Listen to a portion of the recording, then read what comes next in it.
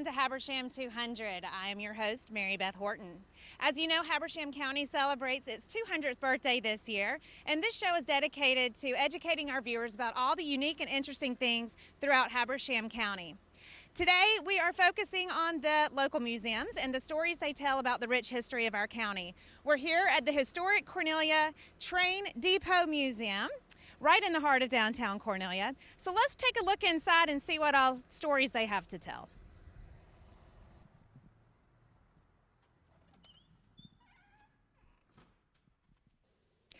I'm joined with Jesse Owensby, the Community Development Manager for the City of Cornelia and also the curator for the historic Cornelia Train Depot Museum. Welcome, Jesse. Thank you for having me. This is an incredible museum full of all sorts of amazing things. So can you tell us a little bit about the history of the depot? Yeah, so the depot's been here since God knows when. We don't actually have a date on it. We know that it burned down in 1910 and it was rebuilt in 1914, and that's kind of what we have here. And we've just been kind of making it part of our history since then. And recently the depot was restored, and you were here during that process. Yes, this room that we're standing in used to be used for storage for the city, and we recently came in with the Depot Association and did this huge renovation. There's a depot in Livonia, and they had just recently done a renovation of theirs. We actually went over there and took pictures of it and copied them. And so our city workers did all of this, and then the Depot Association came in and they put all of their archives in here and all of these wonderful displays that they have, and so we've just had it open ever since. Well, we're going to take a walk around in just a minute and look at some of these neat pieces that are displayed here, but first I want to talk about this operating board, which is an overwhelming amount of switches and buttons. And what is there anything specific you can tell us about this? Well, I couldn't dare try to explain to you how to work this because it's a lot of buttons and switches, but basically this is a map of the train rails and all of the tracks from Atlanta to Franklin. And so when there were trains coming, they had to switch the tracks. And this guy in this photo here was the guy who sat here at this desk and kind of did all that and made sure that we didn't have any huge catastrophes. Well, that's a very impressive job to have, and it takes a special person to memorize all these switches. Yes. Why don't we take a walk and look at something else that you feel like we should highlight? So this is our display of the Southern Crescent, which was an actual train that was a passenger car, but it was a luxury passenger car. And it took people to Franklin, and it stopped at Tallulah Gorge, and you could actually get on this train, have yourself a nice dinner. So people would come up from Atlanta for the weekend, very rich people, attorneys, doctors, senators. People would get on this train. Oh, wow. And they could order their delicious menu and have a good weekend in Tallulah Falls as a tourist destination. But this was the train that was really for the really rich luxury people. And we actually have a display of one of the menus where you could order filet mignon and things like that, and it was like $8. Now it would be like a $50 plate. But this train itself was actually a really luxury passenger train that came through here on a daily basis. And you have tickets. We have the old tickets. Yes. Are these the actual glasses that they? Yeah, those are the actual Wow. glasses that they would use for their bourbon.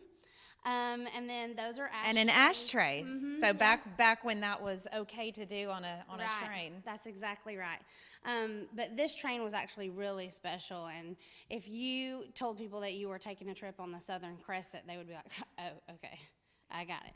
So this was a That's really very cool train. interesting. Mm-hmm. Do you happen to know if the Southern Crescent, if the pieces of that train, or are they in any other museum anywhere else? I'm not sure. I don't know.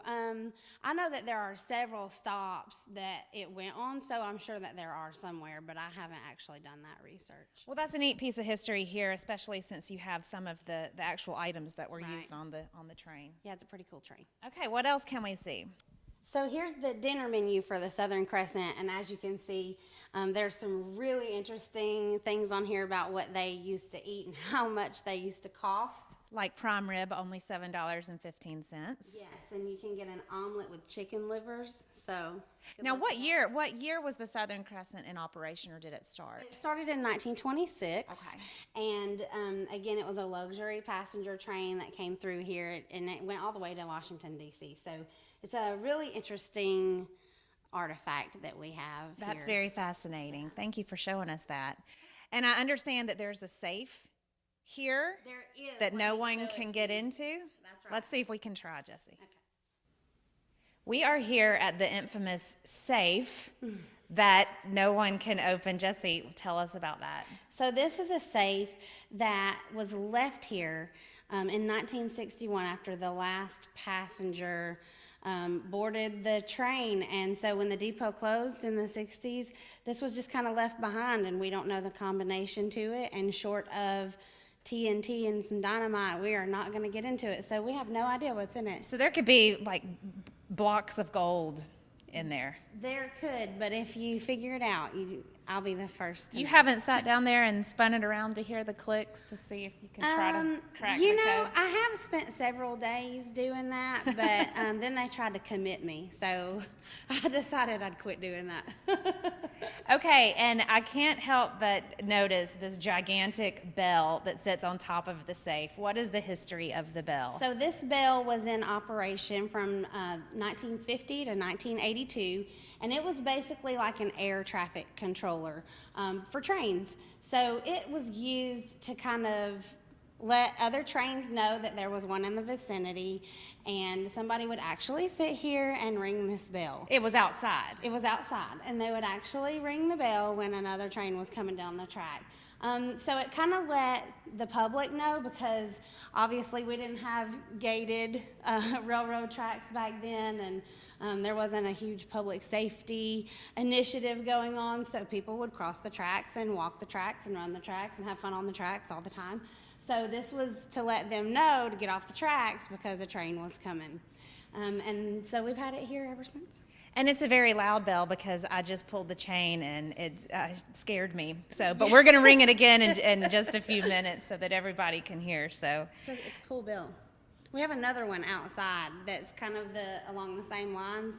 It's just as big. It's a little bit heavier, actually. Oh, really? Yeah, and it gets rang every day by someone. Somebody. And this room to me is very fascinating because this is where the passengers would go and get their tickets and then Yes. sit and wait for the trains to come. This is the waiting room. And this is the original bench That was my next question. Yes, this is the original bench that they used to sit and wait for the trains. And so there's just some really cool artifacts in here, and it's a really good display of the history of not only the Tallulah Falls Short Line Trail, but also the railroad in general, and also the history of Cornelia. There's just a lot of cool stuff in here.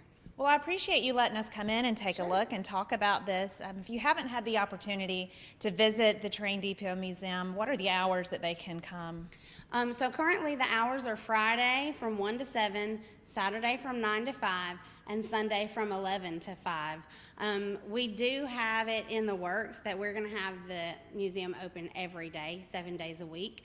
And so when that happens very soon, like within the next couple of weeks, we'll get new advertisement out and show the new hours. So, but we will be open daily. And for those of you watching who might not be familiar with where the museum is located, It is right in the middle of downtown Cornelia. It's actually located in the city center on a geographical map. So it's 102 Grant Place, Cornelia, Georgia. thanks so much, Jesse. You're welcome. We'll be right back.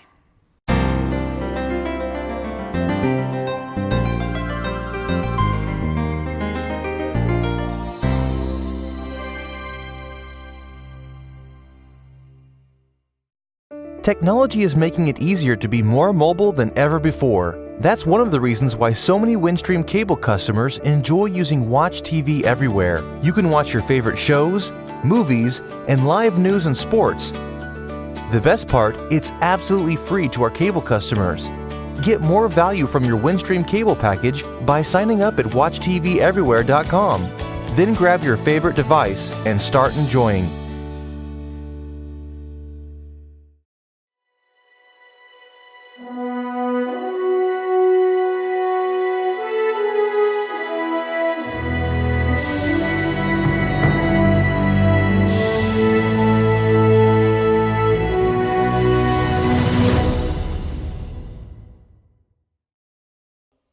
Guys, I just couldn't resist. I had to come back and ring this bell. Woo! Now that you can hear, thanks so much for tuning in, and we'll see you next time on Habersham 200.